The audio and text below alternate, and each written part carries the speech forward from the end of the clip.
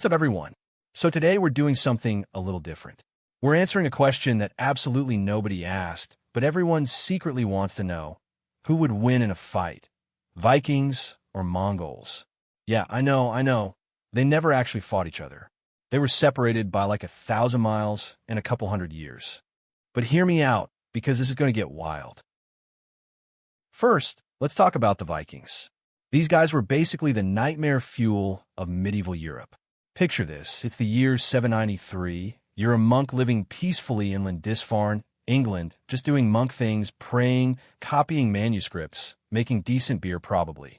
Then suddenly, out of nowhere, a bunch of bearded dudes show up in longships, and they are not there for the guided tour. The Vikings had this beautiful simplicity to their strategy. Show up unexpectedly, hit hard, take everything that isn't nailed down, and leave before anyone can organize a proper defense. They were the original shock and awe campaign. And the thing is, it worked. For like 300 years, these Scandinavian raiders terrorized everyone from Ireland to Constantinople. They even made it to North America, 500 years before Columbus, by the way. Sorry, Chris. Now, Vikings get a lot of credit for being these unstoppable berserker warriors. And yeah, they were definitely tough. But here's the thing people don't realize. They were also incredible sailors, traders, and explorers. These weren't just mindless barbarians. They had sophisticated shipbuilding technology, complex trade networks, and they even established the first parliament in Iceland. So they had brains and brawn. Respect. But then we have the Mongols. And oh boy, where do I even start with these guys? If the Vikings were a hurricane, the Mongols were a Category 5 extinction event.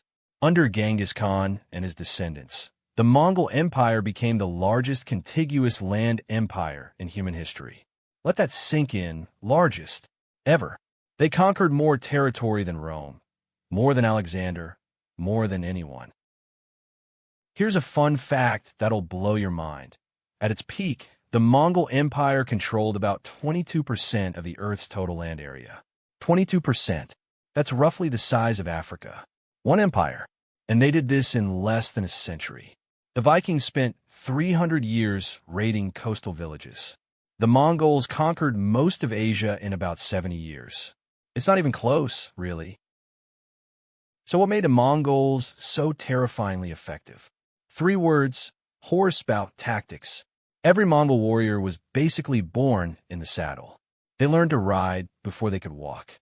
They could shoot a bow accurately while riding at full gallop, which is insane if you've ever tried to do literally anything while riding a horse. I can barely stay on when the horse is walking. But it wasn't just their individual skills, it was their organization. The Mongols had this decimal military system where units of 10, 100, 1,000, and 10,000 operated with incredible coordination. They used sophisticated signals, feigned retreats, pincer movements, and psychological warfare. They'd send spies ahead, gather intelligence, and then hit you with a strategy customized specifically to wreck your day. Meanwhile, Vikings were mostly like, let's sail there and see what happens. Now let's talk about the brutality factor, because both of these groups have, well, let's say questionable reputations. The Vikings had the whole berserker thing going on. Warriors who supposedly went into this battle trance and fought with superhuman strength and zero fear. Were they actually consuming something to get that way? Magic mushrooms? Mead? Pure rage? Historians are still debating this. But the psychological impact was real. If you heard the Vikings were coming, you were already half defeated. But the Mongols? The Mongols took psychological warfare to a whole new level. They built pyramids of skulls. Not metaphorical pyramids. Actual pyramids made from the heads of defeated enemies. They'd offer cities a choice: surrender and live, or resist, and literally everyone dies. And they weren't bluffing. When the city of Merv resisted, the Mongols allegedly killed over 700,000 people.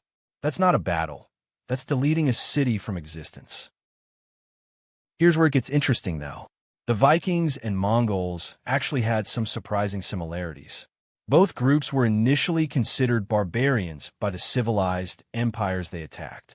Both were incredibly adaptable. They'd adopt new technologies, tactics, and ideas from the people they conquered.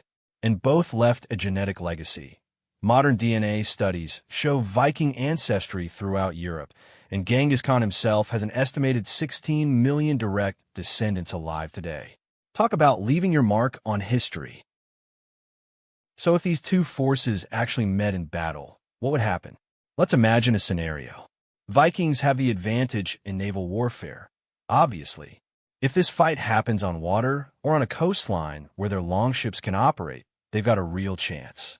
Vikings were absolute masters of amphibious warfare.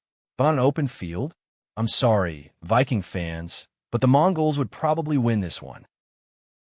Think about it tactically. Vikings fought primarily as infantry with shields, axes, spears, and swords. They were tough, disciplined, and excellent in close combat. But the Mongols would never get into close combat with them. They just circle around at a distance, shooting arrows from horseback, then retreating when the Vikings try to charge. It's the classic heavy infantry versus horse archers problem, and historically, the horse archers usually win. The Mongols literally conquered armies that were prepared for them, had superior numbers, and were defending fortified positions. The Vikings were raiders, not empire builders. They hit soft targets, grabbed loot, and left. Different game entirely. If you put a Viking raiding party up against a Mongol Tumen, that's 10,000 warriors with perfect coordination. It's not even a contest. The Mongols fought the best armies in the world and won. Repeatedly. But here's the thing, and this is important, comparing warriors from different eras like this is kind of meaningless, right? It's like asking who'd win, a tiger or a bear. It depends on so many factors. Terrain, numbers, leadership, supply lines, weather, morale. The Vikings were perfectly adapted to their environment and objectives. So were the Mongols. They're both legendary for good reasons. What we can say is this. Both the Vikings and the Mongols changed the course of history. The Vikings shaped medieval Europe, established trade routes, founded cities, and their cultural impact is still felt today. The Mongols literally connected East and West, facilitated the exchange of ideas and technologies, and created the conditions for the modern world to emerge. The Pax Mongolica, Mongol peace, made the Silk Road safe for the first time in centuries. And here's maybe the most interesting part. Both groups eventually settled down. The Vikings became the Normans, established kingdoms, converted to Christianity, and integrated into European society. The Mongols fragmented into different khanates, adopted the religions and customs of conquered peoples, and eventually their empire dissolved. The descendants of these fierce warriors are now, just regular people. Some Norwegian accountant, right now, has no idea his ancestor was splitting skulls in England. Some guy in Mongolia is working IT support, completely unaware his great-great-great-grandfather conquered half of Asia. So who wins this hypothetical matchup? Honestly, history wins, because we get to learn about both of these incredible civilizations and what made them so formidable. We get to appreciate different approaches to warfare, different cultures, different adaptations to their environments. That's way more interesting than just picking a winner, right? But okay, fine, if you're forcing me to pick on land, open terrain, equal numbers, Mongols take it maybe 7 out of 10 times. In a coastal raid scenario, Vikings all day. In a drinking contest, Vikings, no question. Have you seen how much those guys could drink? In terms of historical impact and scale of conquest, Mongols, and it's not particularly close. In terms of style points and looking cool in pop culture, Vikings win because, let's be honest, horn helmets are awesome even though they never actually wore them. Yeah, sorry to burst that bubble. Alright everyone, that's it for today's completely unnecessary but hopefully entertaining historical matchup. Let me know in the comments who you think would win and why. And please, keep it civil down there. I don't want this comment section turning into its own Viking-Mongol battle. If you enjoyed this video, smash that like button like a Viking raiding a monastery, and subscribe for more history content that answers questions nobody asked but everyone wants to know. I'll catch you in the next one. Peace out.